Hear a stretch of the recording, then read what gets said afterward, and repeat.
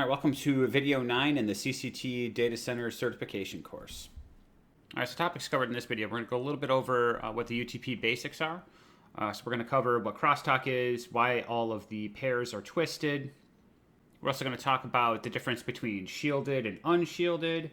And then we're just going to look at some of the differences between the standards, which ones are shielded, which ones are unshielded. And then last, we're going to look at RJ45 connectors, and we have some pictures of what the cables look like. All right, so UTP Basics. So UTP stands for Unshielded Twisted Pair. And then know how to make your own cables. So the reason I have that in there is because it really is, and I'm speaking to those who are starting out, it really is one of those foundational skills. It's kind of like a rite of passage, is making your own Ethernet cables. I know that when I first started out, I struggled making my own. They're certainly not easy to do.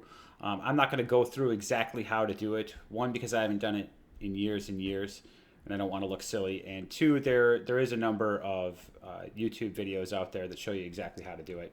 They show you the equipment that you need to get and exactly how to do it. Okay, so UTP is composed of 4 pairs of wires. So each of the wires has an insulating material, and wires in each pair are twisted around each other. So why are they twisted? And the reason is crosstalk. So what crosstalk is, electrical cables can cause interference with each other, typically when the cables are in close proximity. And crosstalk can be neutralized by either shielding each of the individual wires or twisting the pairs of wires. Can both greatly reduce the crosstalk effect.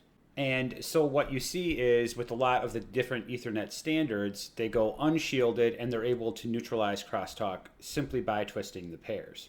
And then with, like, as you go up in the category of cable, you'll see a lot of them both twist the pairs and use shielded. All right, so here's a table that I put together of the different CAT standards, whether or not they're shielded or unshielded, the max distance and the max throughput.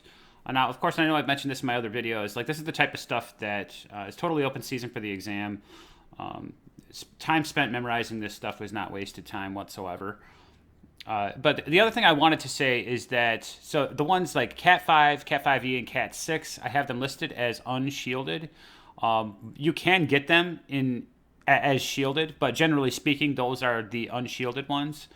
Now, starting at 6A, I've got this one listed as shielded. And what that means is that it wraps a shield around all of the pairs together. And I have a picture that we're going to look at this next. And then as you move up into 7, 7A, and 8, I'm not exactly sure on which ones are exactly what, but they start actually shielding all of the pairs themselves. And the reason that they do that, the reason that they're able to get more speeds without adding more wires, because all these still have 8 wires, is by ramping up the gigahertz that they operate at. So, you know, you reach a threshold where twisting the pairs is only going to eliminate so much crosstalk.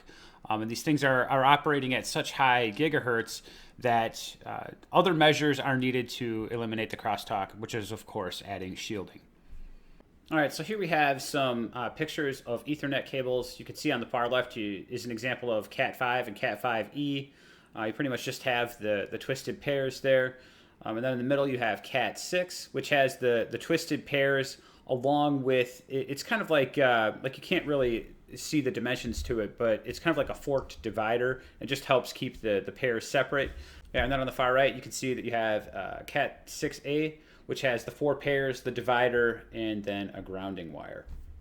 All right, and so I think that grounding wire is actually called a draining wire, and what it does is it grounds the wire to what it connects into.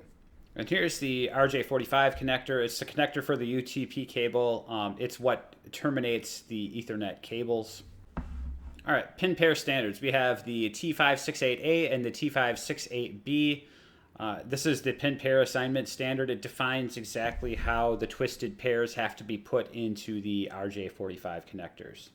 All right, so topics we covered in this video include UTP basics, Ethernet shielded and unshielded specifics.